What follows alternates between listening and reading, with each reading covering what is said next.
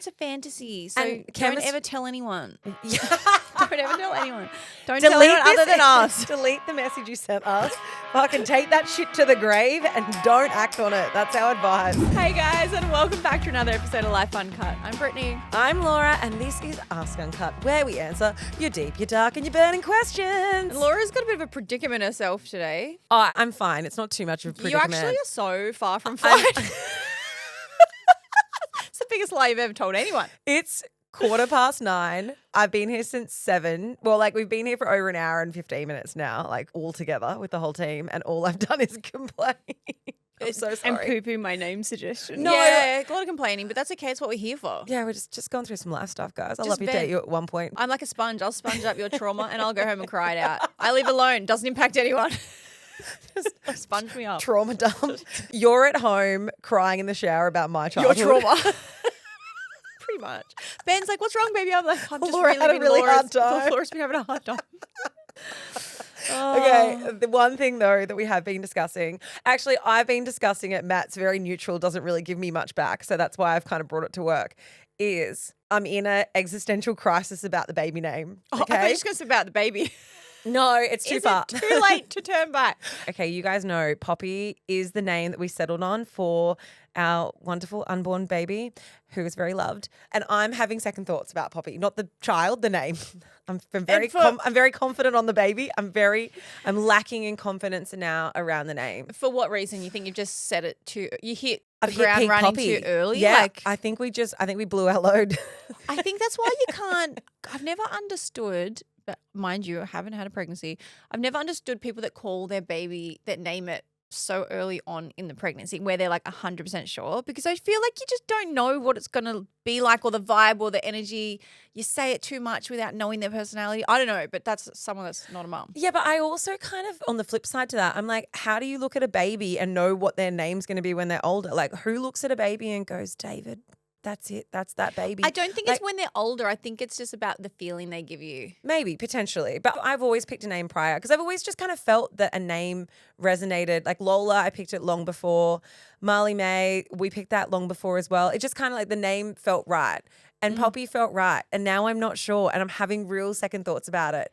I raised it with Matt the other day and he didn't share my second thoughts. So I don't know if I'm on my own with this one. I don't know if I've gone back to the drawing board. Do you have a backup? No. Or not yet? No. I also don't suggest making any because I tried this morning and I was shut down many times. Yeah. She's like, shut up. I even Googled names that were similar to Lola and Marley May, and I've gone into ChatGPT. I do have a list if you're interested, Laura, but I'm getting the vibe that you're not. You can't have ChatGPT pick your baby name. Like, I've got to put my foot down with ChatGPT. It cannot be that hey, Mum, how was I named? There's something, love. Yeah, there's something lacking in the sentimentality. Oh. The only reason why I'm shutting it down is because don't you think I've already looked at those lists? Like, don't you think I've already done the what names go with Marley and Lola? Like, I've read them I all. don't. I don't I've think looked you at them all. No, I have. Guys, I even have a baby name app on my phone, which is like Tinder for baby names. I Yeah. have been through every single baby name. What does it show you? Just the word, or does it show you kids that are named that? No, you match. No, it doesn't show you people's children. You match with it's like Tinder. Like you say yes and your partner also does it and says yes and you see what names you agree on. It's like Oh, Tinder. that's fun. Okay, here's my vibe. Let's get into vibes.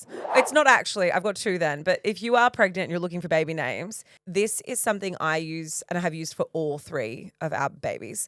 It's an app called Baby Name and it's little yellow thing. It's got an egg on it and it literally is Tinder for baby names. So you sign up and you create an account. Your partner signs up, you link your accounts. And so then you just swipe around on baby names all day long and then it tells you whatever your combined matches are. It would work great if Matt ever downloaded the app in the 3 It's just one-sided. in the 6 years of, the duration that we've had children and been pregnant and whatnot, but he never has. So I just play it on my own. Audrey, Elise, and then you can also put the last name in and you can put in the middle names that you've chosen if you've chosen middle names so you can see what it looks like. It also gives you the meaning of each name, like a really quick synopsis in a couple of words. So if you like a name, you swipe right on it. If you don't like it, you swipe left. Have you like outswiped? You know how on like Tinder you put 100-kilometer radius. Have you like outswiped your baby name radius? No, because there's more parameters you can put in place. So you could be like, I really want a traditional name, Or like and a you short can name. and you can tell so you can tell it what you're looking for. So if you want a traditional name, then it will only show you traditional names. If you want like a unique name or a culturally significant name, you can look up like what names are the most popular in Arabic, what names are the most popular French names. What that did you put? Oh, mine were just like, because Marley and Lola are a little bit old school, but not traditional. So I'm pretty open. I'm like contemporary names, but also traditional names. There's like everything. whatever. I'm still getting boys' names because I forgot to tell it that I'm having a girl. But like, also sometimes boys' names I like boys' names for girls. Whatever. Anyway, it's literally called baby names. I kind of want to play, and I'm not pregnant. No, I definitely don't. And I wanna reckon play. we will end up calling her Poppy because I'm at capacity in my brain right now. So trying to find any more names is too tricky. But also I have another recommendation, which was the one I actually was coming to the pod with. And it's not a hot take, but it is something that I discovered in Chemist Warehouse. They also sell it in Priceline recently. And it's made a massive difference to my hair. So it's called Hask Argan Oil. It comes in like a really small little bottle. You put literally like a 5-cent piece amount into your hair. I'm doing it every single day. So it's a repair argan oil. And I'm putting it in the mornings before I then spray my head with hairspray and slick it back into a bun because I do nothing else. But the quality of my hair is so much better. Like it's not brittle anymore. It's helped heaps with my dry ends. And I find that I have more hair fall when my hair is really dry. So it's really made a huge difference, and it's cheap as chips, guys. It's like $3 from Woolworths. They've got a few different bottles of it, but the one I've bought is only a small bottle, and it's lasted me like, because you only put a couple of few That bits. sounds great. So Husk, Argan Oil, Chemist Warehouse, Woolworths, all the good places. My vibe this week is a podcast episode. Our episodes come out on the same day that No Filter comes out. So it will be now last week's episode. It is the No Filter episode with Sally Hepworth. Sally Hepworth is a best-selling author, like times a million. She's literally sold millions of copies of her book. You guys spoke with Sally Hepworth. I think it must have been about 2 or 3 years ago Gosh, now. it was longer than that. It was about 4 or 5 years ago. Wow. No Yeah. way. Yeah, it was in your apartment. Yeah, it was back before we filmed in the studio. So it was at least 4 years. Wow. I've loved Sally since that. I just think she's so charismatic and so funny, and her writing's amazing. And since you guys spoke with her, she's gone through a divorce. And so this episode with Kate Langbrook, it was one of the most honest conversations about relationships I think I've ever heard. Like, I know authenticity is thrown around a lot at the moment, but some of the things that Sally was saying are things that you just don't typically hear. They had an interesting arrangement for the first year of their separation where they did that bird nesting where the kids stay in the one house and the parents go to the apartment and back. So the parents change rather than the children. She spoke about, not really ever planning to repartner, and it kind of happened almost by accident, but how she will probably not live with this partner because she's just her lifestyle's changed, and what she wants for her children has changed since she was married for 16 years. She spoke about getting back into the dating scene, after being in such a long-term relationship. And I really, really felt as though it was one of the most honest conversations about breakups, about divorce, and about kind of rebuilding yourself, and had this beautiful theme of leaning so heavily on her girlfriends and how that group of girlfriends is all that will get you through a breakup like that. It was a really, really interesting episode. I thought Kate Langbrook was fantastic in it as well. And she spoke about, the ebbs and flows of her 26 years, if I'm getting that right, marriage. I've listened to part of it already, that episode. It really is great. But it was like quite an interesting listen after having the interview that we did 4 years ago now, because a lot of that conversation we had with Sally, go back and listen to the episode. It really was great. But a lot of that conversation was around how the support of her husband and the dynamic of their household has allowed her to thrive in her career. And I even remember Christian is his name, Christian Hepworth, his Instagram handle. It was something along the lines of the dirt from which the mighty oak, Sally Hepworth, grows. And it was because he was talking as though he's the one who runs and maintains the household while she's had this incredible career. And she's written articles about how he's the CEO of the household. And so to have that dynamic switch after so much of your public profile and conversation being about how you have this unique dynamic in the household, I think that would be a really hard thing to communicate. It'd be a really hard transition from a relationship to feeling as though, okay, there's a new stage of life. I also think that she addressed that transition and kind of the gender roles, within their household. She spoke about how it initially was and how things changed because she only became a writer when she was when she'd given birth to her first child. So things changed a lot in their household, and it obviously sounds as though things changed again after you guys spoke with them. But yeah, I just think I think there's so much conversation about relationships and advice, and none of this was advice. It was just a very, very honest Lived experience. Description of what it can feel like and what it truly is like. So I really liked how there was just nothing held back, because I think a lot of the time, especially when there are kids involved, people can be so careful of what they say because they never want it to come back and, impact their co-parenting relationship or whatever. And it's not like she threw mud, not at all. Yeah. I just felt as though it was very honest. So the podcast is No Filter with Kate Langbrook. It is called How Sally Hepworth Survived Her Divorce. Yeah, great. All right. My Vibe is a podcast series. It's called Liberty Lost. It is, I think, in the top 10 floating around still at the moment. But it's a look behind the curtains into evangelical homes across America. And what it is, and this is still happening, and it's been happening for a really long time, it is an interview-based, educational-based podcast. But when you are from a very religious home in America and you would fall pregnant, unwed, and there were a lot of teen pregnancies, they were sent away to a place called the Godparent Home at Liberty University. And the idea is it was sold to you to be like, okay, we can take you and help you get through your pregnancy. You're like hidden away, so you're not frowned upon in society and people don't know that you got pregnant out of wedlock. And it was sold to these teenagers as like you could go there and decide what you wanted to do, and you had a safe place to be looked after until it was time to birth. But it was so far from that. What they did inside this home was basically brainwash them and force them into adoption, to giving their babies up for adoption to other people. Gosh. It ended up just being like a real, it's just a money thing, right? They interviewed these girls. Some of them ended up fighting and keeping their child, but some of them didn't have a choice and got really bullied into giving up their children. You're listening to them tell their story firsthand, and their partners are there too. Like the young teen guys are there and they're talking about it. And this one couple is saying like, we didn't want to do it. She was like, I can't even see the paper as I'm signing my baby away. And she's like, I don't want to do it. I've told everyone. I can't see through my tears.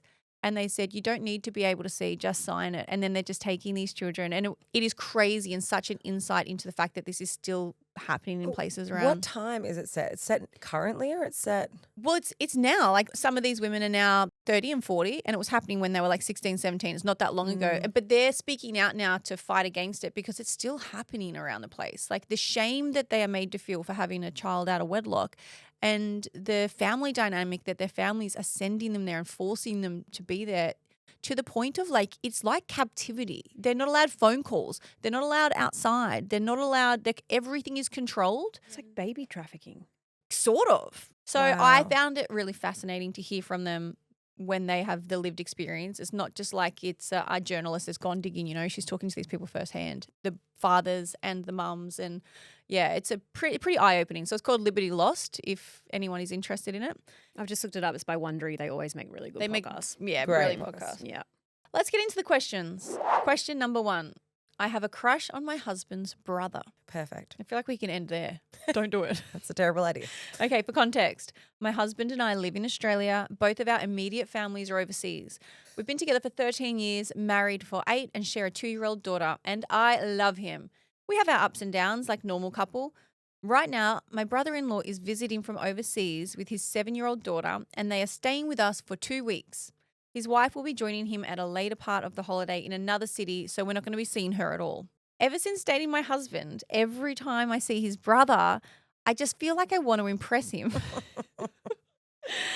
This is the first time he's ever been to Australia, and I feel like the crush is getting more intense. I even have this sexual fantasy with him in my head. I feel horny and try to put out the fire by banging my husband instead, which is really good for him, I guess. I can't explain it. Oh no! Imagine if you told him. Imagine if he knew. No, you don't tell I know him. you wouldn't. I know you wouldn't. But like, imagine you're like, which is really good for him instead. Just imagine if he knew that while you were fucking him, you were thinking of his brother. I can't explain it. Not that it will ever lead to anything, but the fact I constantly want to impress him drives me crazy. What should I do? You don't need to do anything. He's here for 2 weeks. He's 2 weeks. You need to do nothing. That's my only advice. Do not entertain this. Do less. Do less. Stop trying to impress him. Just like acknowledge that you have a crush. It's unfortunate that it's for your husband's brother, but it's, it's just a crush. It's a fantasy. Doesn't need to be real. like just don't do anything at It's all not ever. great. Dear God. You've got a lot of people you could have a crush on. I think your husband's But sometimes brother I think is an idiot. sometimes I think it's the taboo, it's the naughtiness of it. Like that's part of what makes it sexy and hot as well. I don't think you can separate the naughtiness from who he is as well. Do you know what I mean? Because Nah, it's like it's- the forbidden fruit. Everyone's a forbidden fruit. It's cheating. I think it's more than that. Do you know what I think it is? You've been married for 13 years. He's probably reminds you of a better version of your husband. And I say a better version because I'm sure they're very similar. They're brothers, but you don't have the shit attached that you've had for being married to someone for 13 years. Like, of course, things get into a bit of a lull after 13 years and you've got a kid and, you know, things are going to get boring and you probably look at him and he's like an upgrade. He's like the exact version of your brother, but you don't have all the stress attached. But also I mean, obviously it's annoying that you're having these thoughts, but I also don't see it as this like wildly humongous problem. You've already said you love your husband. You're never going to act on anything. It's never going to lead to anything. The biggest inconvenience here is that you have this like weird thing that where you want to impress him and you want him to like think that I don't know what you want him to think. I feel like that's a pretty easy thing for you to overcome in terms of like, don't give it a lot of brain space. The more that you focus on it, the more you're going to think about it. Like, I think don't be any different in your house to what you normally are. Obviously, like, unless you walk around naked normally, don't do that in front of him. But he's only here for 2 weeks on a holiday. There doesn't seem to be anything that you need to do or explain. Just fucking get through the next 2 weeks and then crack on with your life and pretend like that did not happen. I would ask yourself, just out of curiosity, what would you do if he was keen? Nothing. How do you know? Maybe we should No. tap it. Look, I think there's very few people who would willingly unravel their life like that in such a absolutely catastrophic way. Like, I think you only do that. I know, like I shouldn't say. I was gonna say, I think you only do that stuff when you're already unhappy in your marriage. Obviously, like things can happen in happy marriages. There's temptations. People make stupid decisions, X, Y, Z. But I think that would be the stupidest response to having some sort of crush that like wouldn't even be able to comment on it. Well, do you know what I mean? Like imagine having like how fickle and how like lacking in any self-control would you have to be to act on those very like fleeting feelings? I don't know. I just think that also this isn't something new. She's felt like this since day one. She felt like this for 13 years and she started dating her husband. Don't have him in your house then. Like if you actually don't think you can trust yourself or if it makes your relationship with your husband feel differently or whatever it is, I would just not be putting myself in that situation because this isn't something that's happened recently or happened off the back of something or you've grown into it. You've literally said you had feelings from him since day one. No, that's where I interpreted this slightly differently.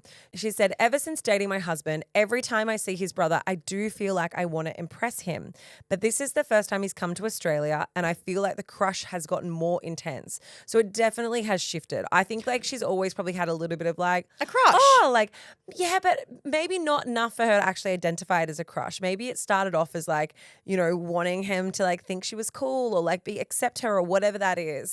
And now it's morphed into something that's obviously She's taking up too much brain space for her. I mean, yes, it obviously has intensified from now she's got a proper crush. But if you've made a note of saying I've been like this since I've met him 13 years ago, there's obviously always been something floating around in the back of your head. But like you're not going to do anything. I bet you he's the hotter brother. I bet you, Hundy. He's got to be the hotter brother. That's all it is. And it's a fantasy. So And don't ever tell anyone. Yeah. Don't ever tell anyone. Don't tell anyone other than us. Delete the message you sent us. Fucking take that shit to the grave and don't act on it. That's our advice. It's normal to feel that about different people. Like it's normal to have these crushes when you're in a relationship a long time and to have fantasies, to think of other people when you have sex. We've spoken about that so many times with professionals over the years. Like we know that psychologically that's a normal human kind of behavior. Probably tiny little bit less normal when it's like a sibling or someone that is so close to your partner. Makes it a little bit more inappropriate, I feel like, in my head, because there's so many people you could have fantasies with, right? It doesn't have to be your husband's brother. But there's nothing, I mean, you're not doing anything wrong because you're not acting on it. It's just a feeling that you have. But if you think that is going to keep intensifying, you need to remove yourself from this situation. Well, the only thing I want to add to this is like, obviously there's been a little bit of some sort of crush or feeling or whatever it is there. But of course, that is going to intensify if he's in your house for 2 weeks. Like there's so much research that's been done on the more you think about something, the more you focus on it, the more those feelings grow. Like you actually like feed the fuel to the fire of this. And having him constantly in your house for 2 weeks, constantly auditing and editing your behavior because you are like feeling as though you want to impress him, like that all just reinforces what this crush is and like it makes you have this like little bit of chemistry and fixation on him.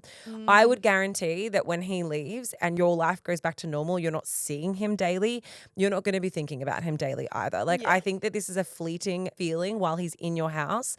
And all I can reiterate is what we've said since the beginning. Fucking don't. Don't talk about it. Don't do it. Don't acknowledge it. Stick your head in the sand, have sex with your husband. The end. And don't call out his name. And never ever speak of this again. Take it to the grave. All right, next All right, question. question number 2. I work in a professional field and on the daily I receive emails from people who address me at the start of an email with just my first name. For example, the email writes Sally, then body of the email. No good morning, no dear, not even a damn hi. I want to know what people's thoughts are on this.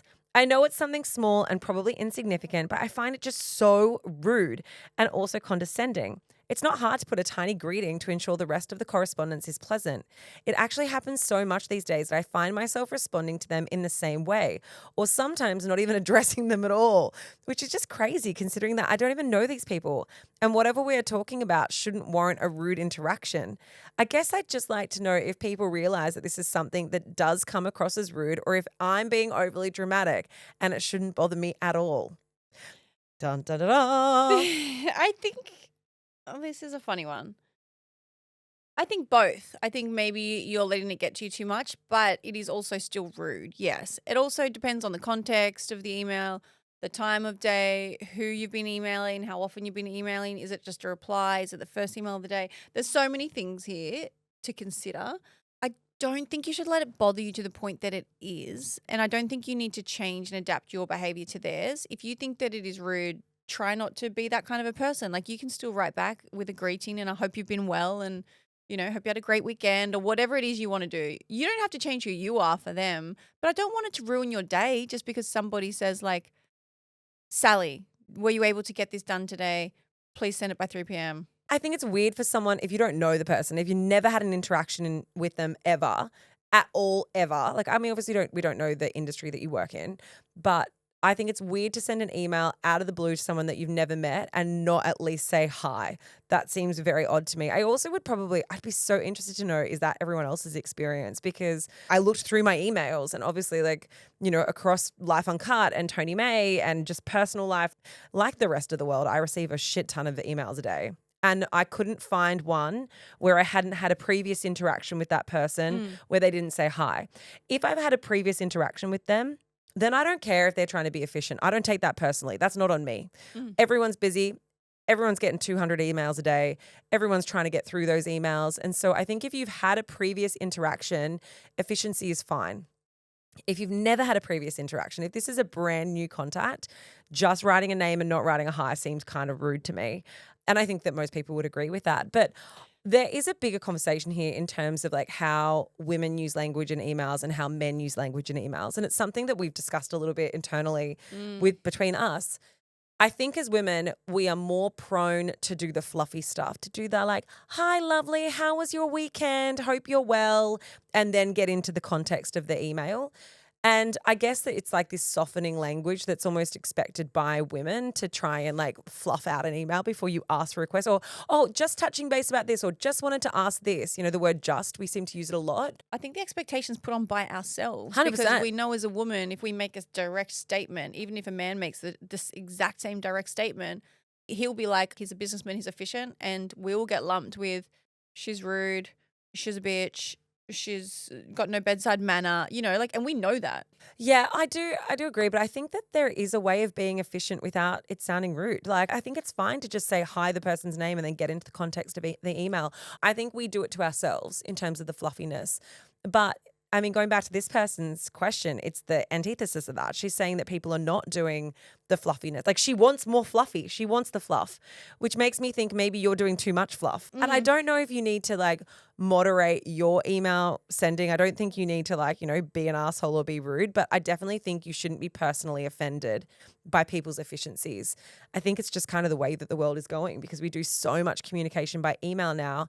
And there's so many that's being sent that I think a lot of people just don't have time or can afford the level of niceties in their day-to-day. I also think that these are people that she works with on the daily. No stranger for the first point of contact is not saying the word hi. No one is. So I think this is people that you deal with daily and like maybe it's a big building and there's always emails going around. You know who they are. They know who you are. You know what each other's roles are because she said she gets it daily from different people. So there's not that many people in the world that are writing to you for the very first time without saying hi. Which makes me be like, I think it's okay. I think it's okay. That's what I'm saying. That's what I said earlier. If it's someone you had a prior connection with and it's not their first time they're reaching out and they're just asking for something to be done in that day, like, Britt, do you mind sending me the blah, blah, blahs? That to me is not personally rude. And maybe I'm an asshole in emails. But just reading, she said, which is crazy considering I don't know these people. So I don't know whether she knows them or not. I don't know. Who are you emailing? What company? What industry? Is it dependent on the relationship that you have with the person? Do you think you need more fluff if you don't know them? I don't think you need more fluff if you don't know them. I think if it's a first interaction, there should be some niceties at the start. 100%. But if it's after, you might not know that. I email people all the time that I've never met. I don't know them. But we've had long-standing discussions about whatever work commitment is required to be talked about. And I'm not every single email being like, hi, lovely. Hope you had a nice day. Happy Monday. I'm just like, hi. And then I get into the question because now I'm wondering, like, is that rude? Is that too efficient? But I feel like over the years, I have cut away at some of the fluff because it takes time. It's not necessary. And does anyone care about someone writing Happy Monday at the start of the email? Maybe I'm the asshole. Please let me know. Please don't let us know. Slide into Laura's DMs. How do you end the emails though? That's another question. Like Warmest. You're a warmest. I'm a kindest. But if it's someone that I know really well, I would never send a kindest to one of you guys because that would just feel so strange. I sign every email with warmest. And then usually I need to wind it back. Usually I put a kiss. I've got to stop doing that because I'm sending that to a lot of people. An automatic kiss, warmest kiss. To people I know, I'm a kiss, and to people I don't know. So I might send like a, hey, can you do this? She's an eggplant. And then I'm a kiss. And then to the people I don't know, I send a squirt emoji. No. Eggplant, water squirt. No, to people I don't know, I'm just trying to find an email. I think I just write thanks. Oh, yeah? Yeah, I'm a thanks, Laura. Okay. Is that too blunt? Now, once again, I used to say like kind regards, but like I think now thanks is fine. at least I thank them. Yeah. Do this, thanks. Do this now, bitch, thanks. Could be pass-ag, depends on the context. Or I write kindest, but that's when I really want something to be done. I think this girl is perfectly within her right for just simply requesting a hi. I think a hi is the bare fucking minimum. So do I. You can start with a greeting. Yeah. All right, let's move right on. Here's one. Okay. Oh, no, Tell we're me back if this to is rude. email. No, I just want here is an email. Laura, our records indicate that the attached invoice is now outstanding as of 2 days. I've got to pay it. Please organise payment. Any queries, let me know. Kind regards, and then their name. Is that rude? No. So They you don't said think it's please rude? organise payment. But it just said Laura. Didn't say hi. Just said Laura. Our records indicate that you are now 2 days overdue, and they're not chasing me. They haven't. This is not Origin who's calling me every day. This is just an invoice I'll pay today. Do you know what I mean? I don't know this person. I don't think that's rude. Because they don't know you, so they don't need to fluff around. They're not I don't know. I think that you just person's not like, relax. hi, how's your day been? Yeah. Do you mind paying that invoice for me? Thanks, sweetie. I think efficiency is underrated. We should all be more efficient. I reckon we've covered the email chat.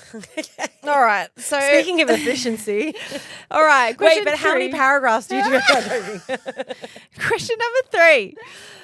I think everyone's going to be on the same. I have the same answer here. Friend asked me not to be pregnant for her wedding. No, you should definitely consider your pregnancy. I am just wondering if I could get any advice on this situation that I have just been put in. I really don't know how I should be feeling. A bit of a backstory. I am a mum to a beautiful 1-year-old boy. At the start of the year, my best friend got engaged and I have been asked to be her bridesmaid, which I obviously said yes to. Recently, the bride-to-be has asked me to make sure that I am not pregnant for her wedding, which will be late next year. Now, she's asked me this because she said the dresses that she has picked for the bridal party won't go with a pregnancy. So rude. I am so conflicted as we had a conversation at the start of the year about my hopes to have a second baby next year. So she does know this.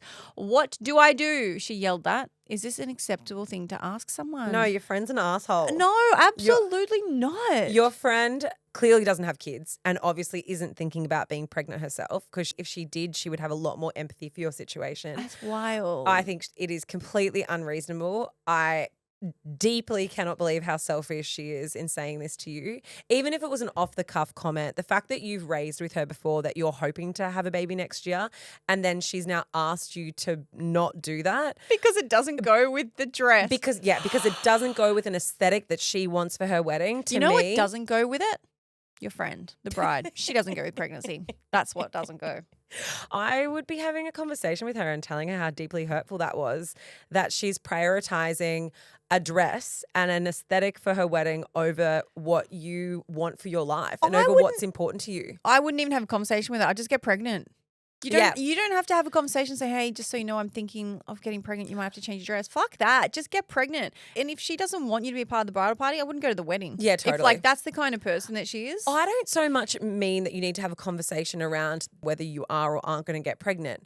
I mean so that she understands how deeply problematic it is what she's asked. I think you're going to say to her, no, I am going to try and have a baby next year. I hope I am pregnant at your wedding next year. Like that would be my dream.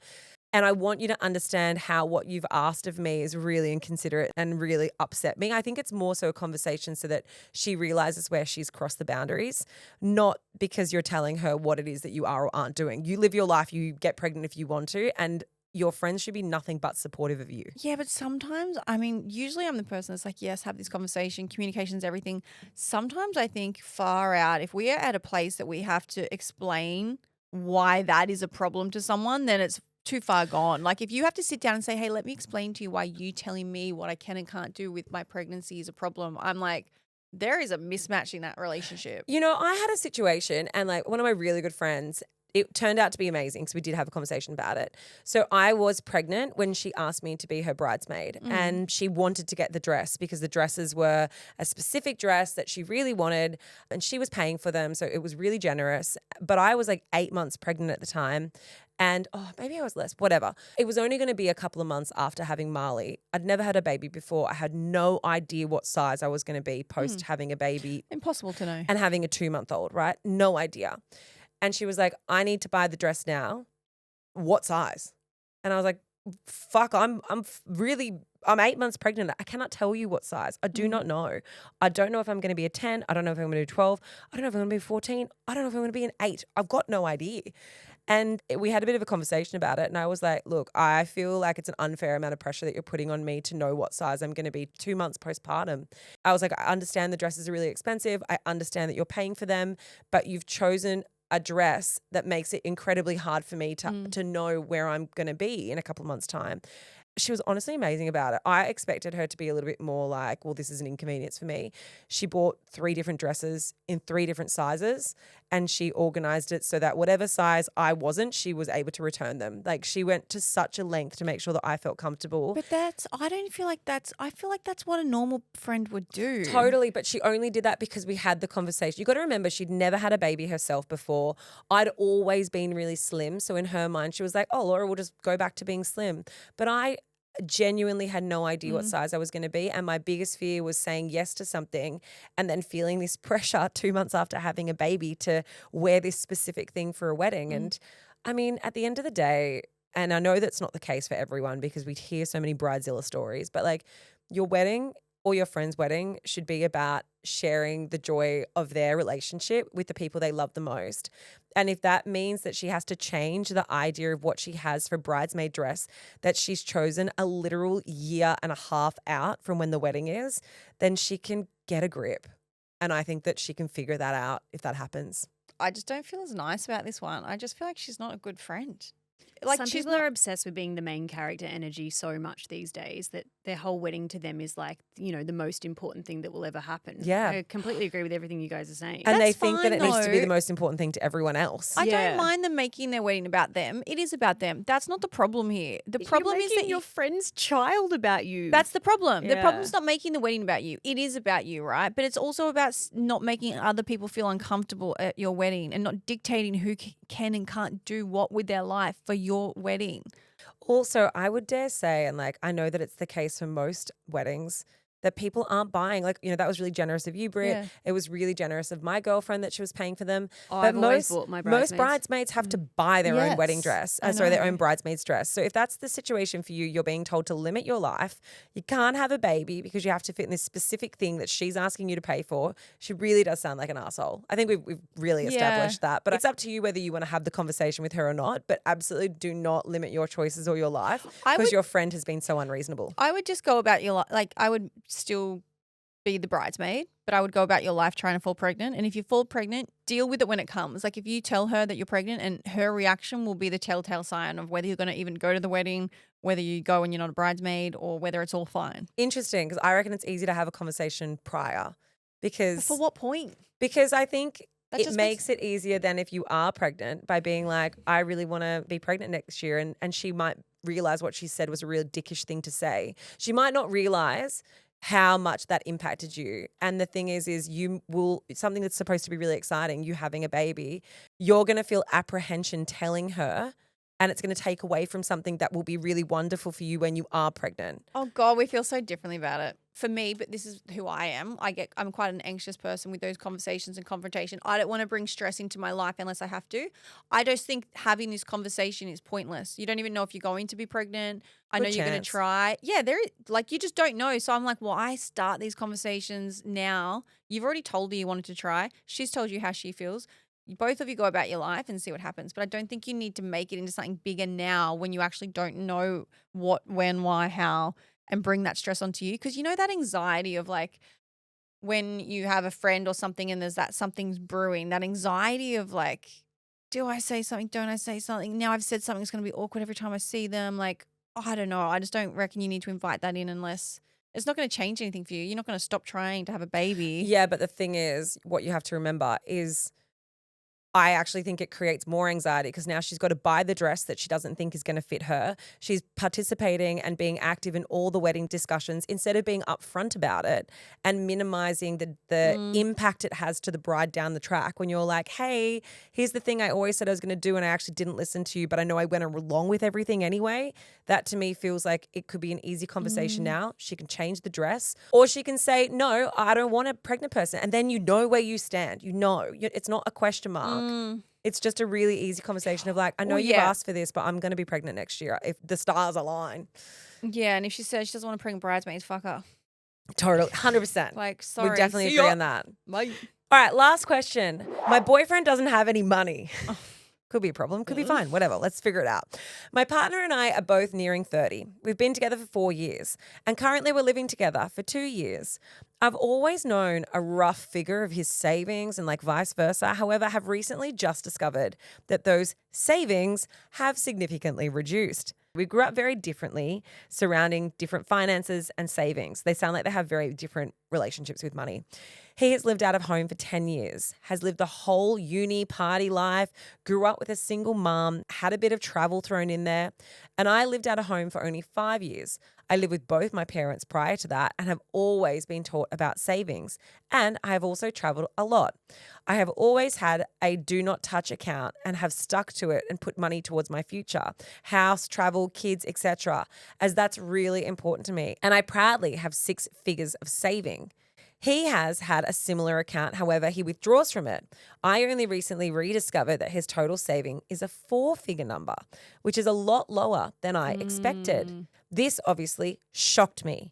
I feel like I'm making more of an effort to plan for our future. Can this work out? Will I resent this and his inability to save even for our future together? Is this something I can even have a say about? I still personally always find it really unusual when couples have been together for a long time and aren't privy to each other's finances. Like that's just my personal, I understand people want to keep some things secret or to themselves and whatever else, and that's fine. But it always shocks me when I'm like, you've been together so long and you're working towards your future and you want to spend your life together, but you don't know what each other's finances are. Because I think a big part of working towards a future is knowing what each other's finances are, is making the savings plan, is deciding, do you want to be buying a house? Do you want to be saving for a holiday? What are you working towards a future together if you are working towards a future together? So I think that for me is the first part where I'm like, it's interesting you've only just discovered that. Money is a huge reason for people to break up in life. It's not the number one reason, but I think it's up there in the top 2 to 3 reasons. Finances are really tricky and they can build a lot of resentment if one person feels like that they are bringing everything and providing everything. And it's okay if you earn very different incomes to your partner and they're still contributing relative to the income and they're saving relative. So it might be less than you, but you know they're putting the same percentage away. But it doesn't sound like in this sense that you guys are doing the same thing. It sounds like he's probably maybe a bit like, I don't want to say relying on you, but you're probably a safety net for him if he's still very frivolously spending his money. And that's okay at the end of the day. He can do what he wants. But you guys have to align on that because it is, I think, a very huge problem. If my partner was not working towards the same things as I am and he was expecting me to put the money away, but he was just spending what he wants, it just feels different for me. And I think that will be a bit of a problem if you don't talk about it now. Yeah, I have slightly different feelings. I also have more questions, which I think you can ask yourself if you're in this situation. I think you have very specifically shown 2 different models for how you've been able to save money, right? You're only 30 years old.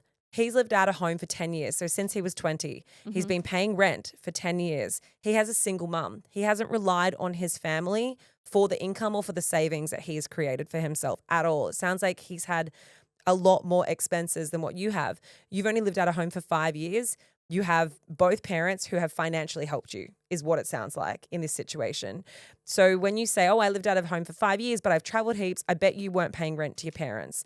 That's 5 years of working where you were able to save your income and you weren't expected to spend it on like just living and figuring out finances and all that sort of stuff. So you have to understand you have an advantage here in terms of your total earnings and savings and everything else. You said he lived the party lifestyle. It doesn't sound like he's still living the party lifestyle. So I would question, okay, well, what is it that you guys are doing now that is ensuring you're both working towards your future? It's okay to come into relationships with a different amount of money. Maybe he's actually always had quite a significantly lower amount in savings than you have. It's just this is the first time you're hearing about it. You made assumptions about his financial status potentially, or the question is he being frivolous? Is he spending? Is he going out and playing Roblox or spending money on shit that's just absolutely ridiculous? Like if he's not doing those things, then I would say he is working towards your financial future. He just didn't get the leg up that you got to get started. And I think you guys can start now. You might not be able to reprimand him for the fact that you've got more money than he does. You shouldn't want to do that anyway. But what you can do is have a conversation around, okay, we've been together for 4 years. We lived together for 2. I'm really proactive in terms of savings. What are you doing in terms of savings? And how can we have something together that we're mutually growing? Because the money you have in your account is still yours. You're not expected to split that with him if you guys break up. Like if you're really worried about it, you can have those conversations up front so that he's not taking advantage of you. But I do think that different incomes can absolutely still be incredible relationships. I don't think that money has to be a dividing factor, but you do have to have open communication about it. No, it's the last sentence here. I'm making more of an effort to plan for our future. Can this work? Will I resent this? And his inability to save even for our future together. Is it something I can even have a say about? I think the problem is, and it's like I said, it doesn't matter if you have different amounts of money and earn different, like no couple earns exactly the same amount to the dollar. It's just not a thing. There's always going to be somebody that earns more. The difference here is how you work towards your future. And if you think that you're making far more of an effort to plan for the future and he is not, it is an issue. Can I have a say about it? Yeah, I think you can. It's your life partner. Like, I think you absolutely should have been talking about what you want. I agree. Yeah, like what you want in the future and how you're going to get there together. Because when you sit down and have that conversation, he might say, that's not that important to me. I want to live in the now. I want to spend my money on the holidays. And again, that is totally fine. But then it's up to you to decide if you're in alignment for the same kind of a future. Yeah, I totally agree. I think we do agree on this. I just think I interpreted the middle part of this question very differently. And I do not think that we can disregard that if you've lived at home for 5 additional years with a double income household where you haven't had to pay for stuff. And I also say this as someone who grew up with a single mum. I lived at home until I was 20 and I was paying for a shit ton when I was living at home. Like I worked a full-time job. Yes, I wasn't paying my mum rent, but I paid for every single expense. And from the day I moved out of home at 20 years old, I have not received a single dollar from anyone in my family. And that is really hard. Whereas when you come from a family where if you need a new car, mummy and daddy can help contribute, or you need money because you want to go out on the weekend, or you're going to Europe and mummy and daddy gave some money to you, like that's a very different financial situation. And I don't want to undermine what you have saved. You obviously are diligent, but you can't extrapolate the fact that your parents have helped in that environment and that he hasn't had that same opportunity. Yeah, but he's still 30. He's a grown man. He knows how to save if he wants to. He knows how to work towards a future if he wants to. And I think that's where the conversation comes from. I think it's very much what you said about like it kind of depends on what he's been spending things on. Yeah. You know, it's easy to have a savings account, and I'm in this position. One of my parents helped me pay off my HEX debt. You know, both of us contributed to that because I didn't want to keep on paying the inflation that was added to it. That put me in such a good position, you know, like I think it depends on what he has been spending the money on and why the savings account isn't as healthy. Yeah. I think the only summary to this is making sure you're on the right page now. Yeah. You're 30 years old. You're not old. You've just entered your 30s. You're exiting your 20s, which is like the years to be frivolous if you're going to be. Yeah. And like, so long as you're on the same page now and working towards common goals and have common things together when it comes to your plan with money, then I think that there is absolutely a great and viable relationship. It's only if you're both heading in totally different directions and one of you cares and one of you doesn't, that it's like, okay, that's not really something that's feasible long term, especially if you want to get married and have kids and all that sort of stuff. Well, that is it from us, guys. If you have any questions for Ask Uncut, slide on into the DMs and we'll answer them next week. Everything is up on YouTube. So if you want to watch these and like discuss it with your partner, figure out what you guys would do, go and find our YouTube channel, Life Uncut, and you can watch them all there. I forgot to tell you guys. So last week, my partner came home from work and he was like, I had a really funny conversation today with someone that I work with. Turns out his partner makes him watch the Ask Uncut YouTubes to like discuss it. And he was like, he had no idea that, you know, we were in a relationship. He was just talking, they got to a conversation talking about podcasting and he was like, oh, I kind of only know this one that my wife listens to. She puts it on the TV and makes me like talk about it as well. Although sometimes it's funny. That's what he said. And then Toads was like, hang on, what's the podcast called? And it was Life Uncut. Oh, that's so funny. Yeah, I thought it was really lovely. But they actually do that in their relationship. Oh, I love that. Yeah, me too. Well, guys, please go and make your partner watch these. and remember, tell your mum, tell your dad, tell your dog, tell your friends, and share the love because we love love.